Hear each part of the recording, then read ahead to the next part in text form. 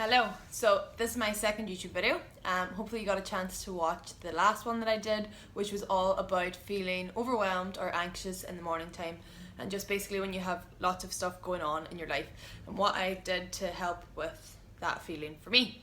If you did watch it and got back to me about it, loads of people contacted me on social media just kind of relating to that topic, and it was surprising the amount of people that could relate to it. So thank you for getting in touch if you did.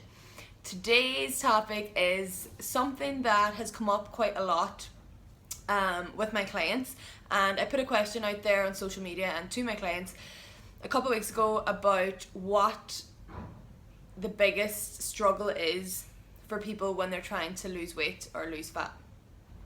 I'm sorry if you can hear a digger, but there's stuff going on outside and it's so noisy.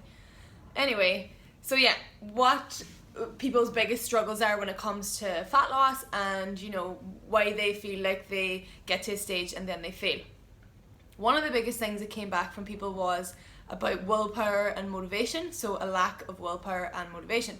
These two go hand in hand, and I'm just going to have a little chat about my opinion on willpower and what it is and how it's related to motivation and what you can do to think differently when it comes to this topic, rather than, I'm not going to tell you some magic way to have loads of willpower. It just doesn't work like that.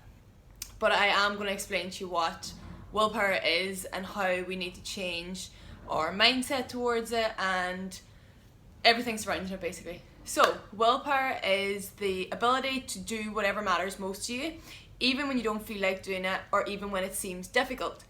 So we know that most things we relate to willpower to are difficult.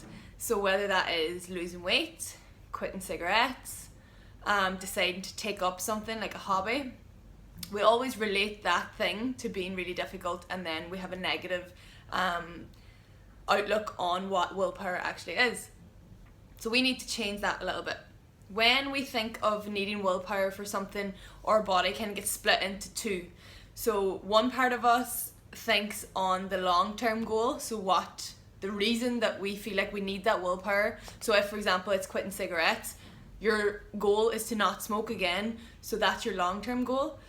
The short-term goal, and where we feel like willpower comes in, is when you're trying to get rid of that emotion in that minute. So whether that is you're angry, upset, feeling of discomfort, whatever it is that you feel like, oh, I'd love a cigarette, and you feel like you need the willpower there and then, that's the immediate. So that's your short-term view, I suppose, on that goal. So you have long-term and short-term, and they fight against each other. And what we need to do is we need to work in line with that long-term goal. So you need to align your mindset to that goal so that you are focused on it 100%. It's not as easy as just saying, how bad do you want it. There is a process that you can do to get yourself and your mindset ready and thinking that way towards that long-term goal. So that brings me on to your goal. So when you feel like you need willpower, obviously you're trying to do something. So what is it that you're trying to do? What is that goal? Number one thing, write down your goal. Write it down, whatever it is. Know your reason why you want that goal. So it cannot be, and this is the most common one, what's your goal? Oh, I just want to lose a bit of weight. No, that's not a good enough goal. Your goal has to be specific. It has to trigger something within you to make you really want it. If you just think, oh, I want to lose a bit of weight, and then you're faced with a challenge of your willpower, needing willpower, then you're just going to be like, oh, I don't really want to lose weight that bad, or it'll be fine, this won't affect me, or you're not aligned enough with that final goal because it's not specific enough. So if you want to lose weight, why do you want to lose weight? You need to know specifically. If you're someone that only wears black clothes because that's all you're comfortable in, but you'd love to wear brighter color clothes, then there you go, that's your goal. I'm fed up wearing black all the time and looking for clothes my size, whatever. If you are someone that looks in the mirror and feels disgusted at yourself because of your weight, maybe you used to be whatever size and now you've gone up and you're not happy the way you are now and you feel disgusted when you look in the mirror, which is a lot of people, then that needs to be your reason why. You need to think, well, I never want to look in the mirror and feel this way about myself again. There's more specific. It might be that you are going on holidays and you're going on holidays and you want to be able to wear a bikini and feel comfortable in a bikini, because you don't feel comfortable in a bikini right now. So there you go. Like if it's a pair of jeans that you fit into before you had a baby, for example, there's loads of them, but that's how specific you need to be, and that's just with weight loss as a goal. I'm obviously going to be relating to weight loss a lot because that's the kind of things I deal with my job. So first of all, align yourself with your goal. So write down your reason why. So why is that goal so important to you, like I just said? And then what you need to do is plan out how you can get to that goal. So you need to have a process with it. So again, going back to weight loss, how are you going to get there? So obviously food and nutrition are two major factors when it comes to weight loss. So that's two things you're going to have to focus on. Whether you decide, right, what can I do? I'm not doing much exercise now. Maybe it's that you sign up to a gym or sign up to a boot camp and you can go 3 days a week and you can quite comfortably fit 3 days in. You don't want to go on the extreme side and say you're going to go 6 days a week, because once you skip one of them and can't make it for whatever reason, you'll get disheartened and annoyed at yourself for not making it. That could then lead to you giving a fuck it attitude and spiraling out of control. You need to have your reason why, write it down, your process to get there. So if it is training 3 days a week, for example, that you can definitely commit to. So those 3 days you're committed to are now 3 days that you just don't have an option. They are now in your schedule. You know they fit in your schedule, and you've no reason why you should ever contemplate not going to those sessions. So ways that you can do that, obviously emergencies would be one reason why you couldn't make it. But aside from all that, like feelings of, oh, won't I go to the gym? They don't even come into it anymore. So ways that you can help yourself commit to that would be signing up and paying for a boot camp for those 3 days, for example, so that you've paid and you're now invested in it. You can get someone maybe someone in work is trying to get fit as well, so find a workout buddy, get them to do the same thing as you, because for the days that you don't feel like it, they will be there to push you, and vice versa. If it comes to a stage that you decide it's a Monday evening, you always go to the gym on a Monday evening, but you know what, you've had a crap day, you couldn't be bothered going, you feel like crap, you're pissed off at everyone, you're not going to the gym. There might be days that you feel like crap and you don't want to go to the gym, even though you commit to those 3 days a week. You have your workout buddy there, you're less likely to bail if you have your workout partner and you have already committed to something. So whether that is you've paid in advance, then you're less likely to bail out anyway. But if you are really focused on that end goal, those 3 days that you've committed to exercise every week are now something that is just in your schedule, no matter what. So it's a Monday evening, you feel like crap, you want to go home, but it's a Monday evening, you have to go to the gym. You have to do something when you go there, or you have to go to your bootcamp class. Do what you can. It's just something that you now do. There's no option about it, because that is what you have to do to get to your end goal. So there's no playing around with not having the willpower to go, because you don't even need willpower anymore, because you should be disciplined enough that those 3 days are something you've committed to, and they are what's going to get you to that end goal. What we need to do is we need to stop thinking about willpower as something that is negative or a struggle. We always think in willpower like, oh, fuck's sake, like you don't want to do whatever it is you need willpower for. If we start thinking about willpower as something that can actually be a positive thing, then it's going to be much easier to think on the reason why you're doing it. So if you think on skipping the gym, you need to start thinking why you're going to the gym, what your end goal is, and then think, right, I know that if I go to the gym, I know that feeling that I get after the gym, and you're more likely to continue making better choices after that.